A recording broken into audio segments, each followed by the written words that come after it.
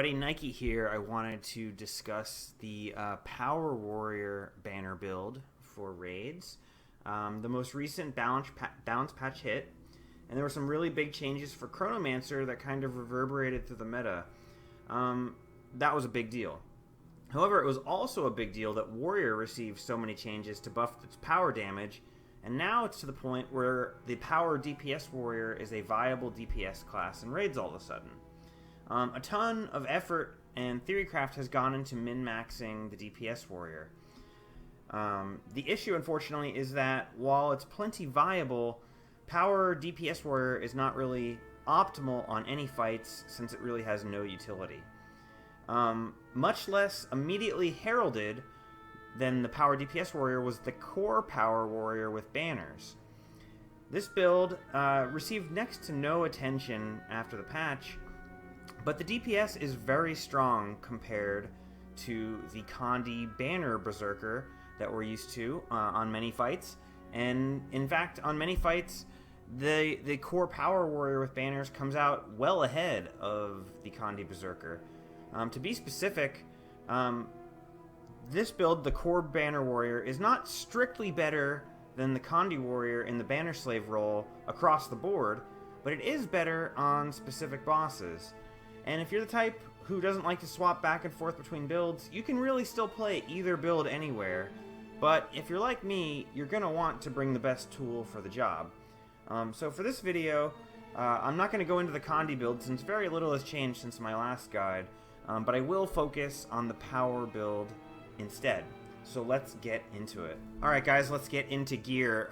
For gear, I recommend full Berserkers everything, except for your shoulders, gloves, and boots, which should be Assassins, as well as your back piece, which should also be Assassins. The runes I currently recommend, as you can see, are the Superior Rune of the Scholar for maximum DPS. The weapons we're going to use are Axe, Mace, Shield on swap. However, for fights with little or no CC, you can use Greatsword on swap for a small DPS gain. For the sigils on your DPS weapons, whether it be Axe or Greatsword, you're going to use Sigil of Force and Sigil of Accuracy. On your mace set, you're going to use Sigil of Severance and Sigil of Paralyzation. The Paralyzation is great. It enables your mega huge stuns, especially the Mace Burst number 3, to really add up to be almost as good as a Mesmer's Moa Signet. The Severance, you will carry, after you're done CCing and you swap back to your Axe set, you will carry that 250 ferocity buff for 4 seconds, which will make your next few skills really hit hard, and that would be great. For our food, we use bowls of sweet and spicy butternut squash soup and tins of fruitcake. One thing that you should note, if you don't, this build is min-maxed for having Spotter. If for whatever reason in your group you don't have Spotter, instead of using sweet and spicy butternut squash soup, you should use truffle steaks instead. As far as the infusions go, for those of you out there who really like to min-max, you're going to use Mighty Infusions, plus 5 power, in every slot except one precise infusion. The one precise infusion will get you to exactly optimal crit chance, and that is the best way to go. And if you gear up like that, you will be ready to roll. When we come back, we'll talk about traits. Alright, the traits for this build, trait lines are going to be Strength, Tactics, and Discipline. Like I said, we are Core Warrior, no elite specialization needed. In Strength, we're going to take Peak Performance, Body Blow, and Berserker's Power. The synergy is between Peak Performance and our utility skill Throw Bolus, which will give us a massive 33% damage boost for 5 seconds, which is a nice burst. Body Blow might seem kind of weak, and in theory it is a little weak. However, the weakness uptime is helpful because your Weavers need weakness uptime to have maximum DPS. So if you can add just a little bit of weakness uptime to them, that's always helpful. If you are in a fight where you're using Greatsword on swap, feel free to change Body Blow to Forceful Greatsword, and that will work out way better for you. And then longtime Warrior players need no explanation of Berserker's power, so I'm not going to give you one. As far as tactics go, we're going to take Empowered, which in the current meta is fantastic. Empowered, usually the Chaos Chrono build is gaining in popularity. Most of the time you're going to have 8 or 9 boons on you, and Empowered is just going to be just a great, tremendous boost. Empowered Allies, really no need to explain that to you longtime Warrior players. And Powerful Synergy will be our Grandmaster skill. Now you might say, well, why Powerful Synergy? Why not Vigorous Shouts? I think both Vigorous Shouts and Powerful Synergy have their ups and downs. Vigorous Shouts is great in that it lowers the cooldown of To the Limit, and if you do need to use your heal, it lets you do it more often, and it does have a minor ability to heal the allies around you. But Powerful Synergy is really underrated, because the benefit of Powerful Synergy doesn't show up on the Golem. In a fight, especially with a lot of Weavers, or even really anybody, there's going to be fire fields down. If you have Powerful Synergy and you use Whirling Axe in a fire field, you are for sure going to make quite a few Burning Bolts. And if you can do that inside the boss's hitbox, it adds up to damage. Now, it's not going to be something that's going to add thousands of damage to your DPS, but it's a much bigger ability than 0, which is what Vigorous Shouts is. So, Powerful Synergy, maybe it only adds up to 500 DPS, and in a perfect situation, maybe it adds up to 1,000 DPS. Not the biggest deal in the world, and if you really think you need Vigorous Shouts, go for it. But I think otherwise, the default should be Powerful Synergy. And then in Discipline, we're going to take Warrior Sprint, Inspiring Battle Standard, and Axe Mastery. Warrior Sprint was given a 7% damage modifier, which is one of the key reasons that this build emerges viable. The second key reason was the Inspiring Battle Standard, which makes your own banners give you an additional 50%, which would be 85 stats of each. So your strength would go up to 200. You'd get, instead of getting 170 strength from your banner of strength, you get 250. And especially Banner of Discipline, that becomes mega because you really benefit from both. And then Axe Mastery is, of course, amazing, so we don't need to talk about that. Additionally, this build really thrives with fast hands. Being able to go to your mace set while Sloth is asleep and wouldn't be able to do any DPS otherwise, or while Samurag is doing his CC and is immune to damage, and being able to unleash your CC skills and then go right back to Axe when the break bar is over without losing any DPS, it's just huge value for this build. And even when you're using the Greatsword on swap, Fast Hands eliminates you from ever having to use really bad attacks for a sustained period of time. The failing of Greatsword, even though they buffed the Greatsword auto attack damage, is that the auto attacks are just bad. And you don't want to sustain Greatsword auto attacks for a length of time that you would normally have to do without Fast Hands. So Fast Hands really, it ties the room together. Warriors have really wanted that to be baseline for the class without having to take a trait for it since day one. And what can I say? Any build that can take it should definitely try, because it just makes everything better and makes it way more fun to play. Quickly touching on our slot skills, our base on heal is going to be To the Limit. The reason why To the Limit, when the fight starts, you can activate your To the Limit and start at max adrenaline, so you can get that juicy tier 3 eviscerate burst to start every fight, and you don't suffer the insane ramp up time to maximum stacks of Berserker's power that a Spellbreaker or a Berserker power build would do.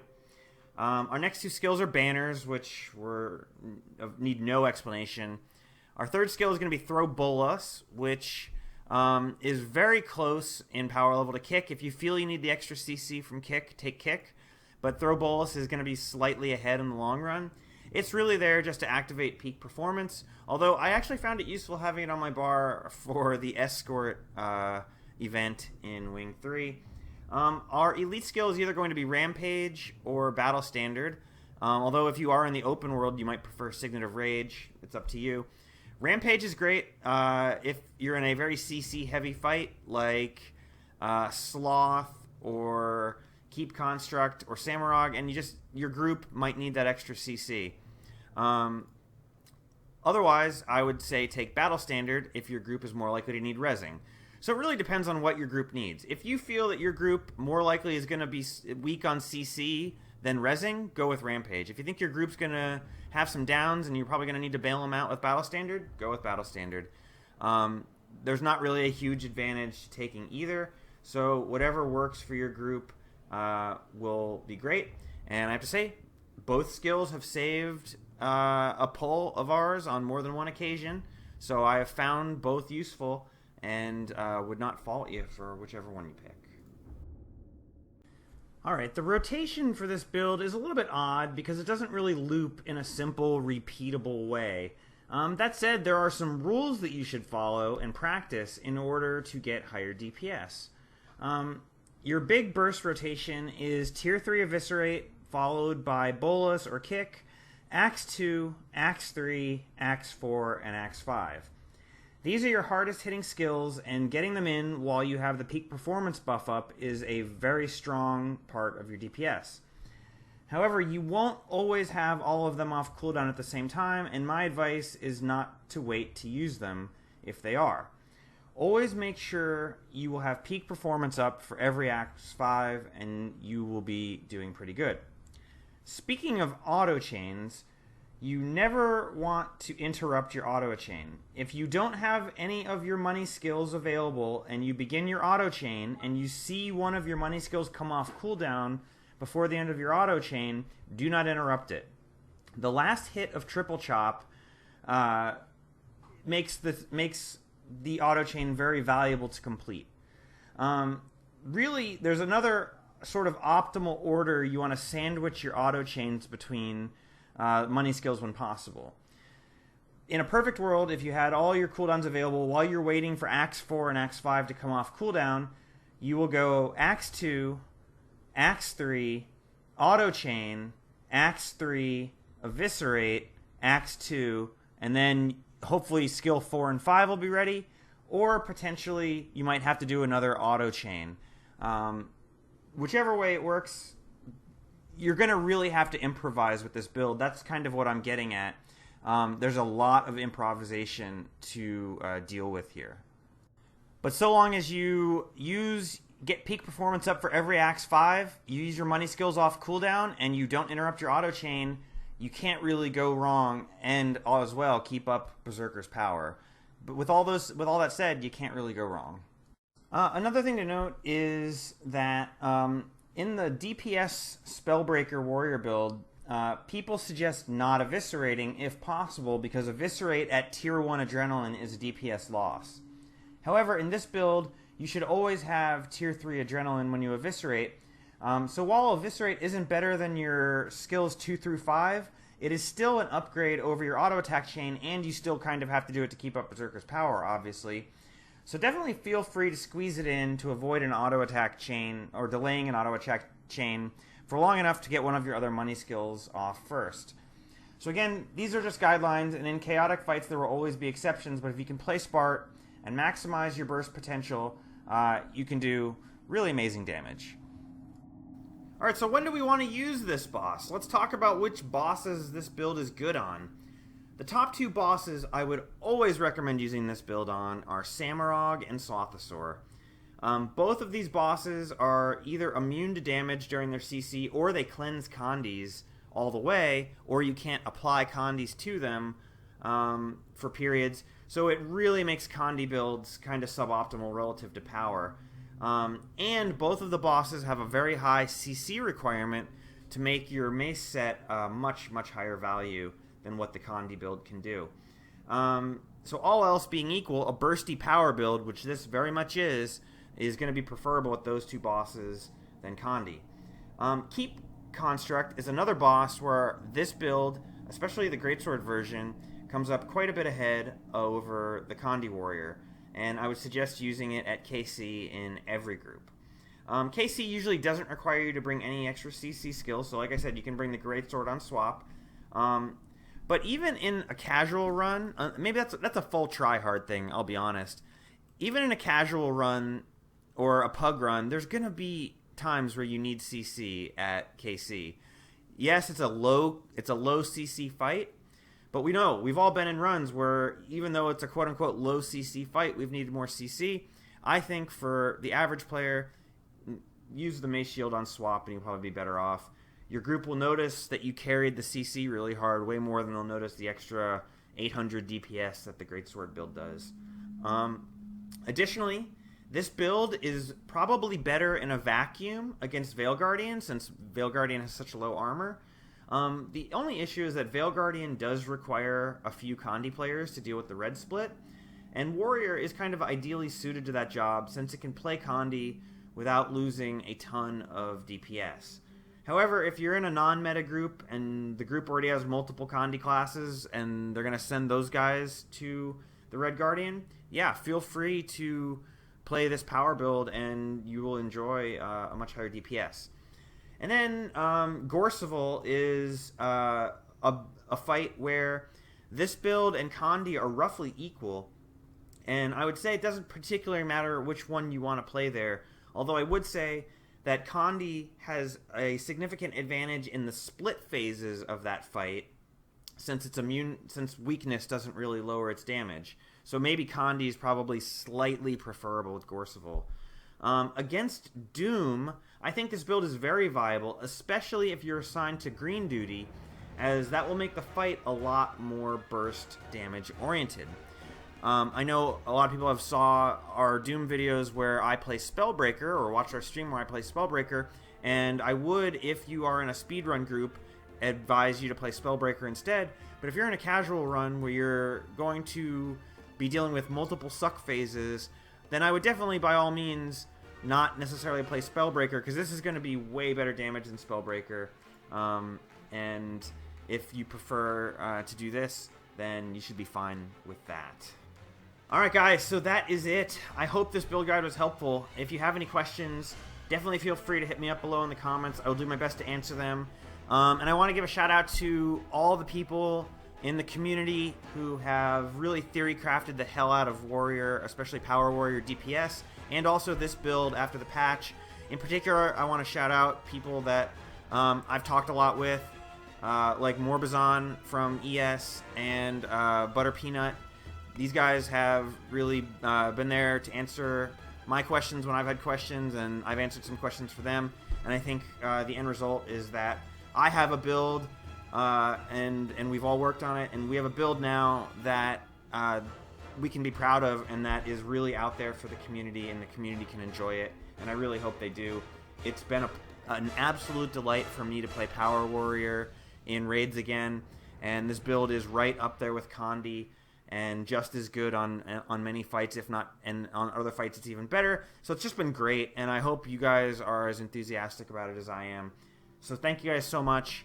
Thank you for watching, and see you next time.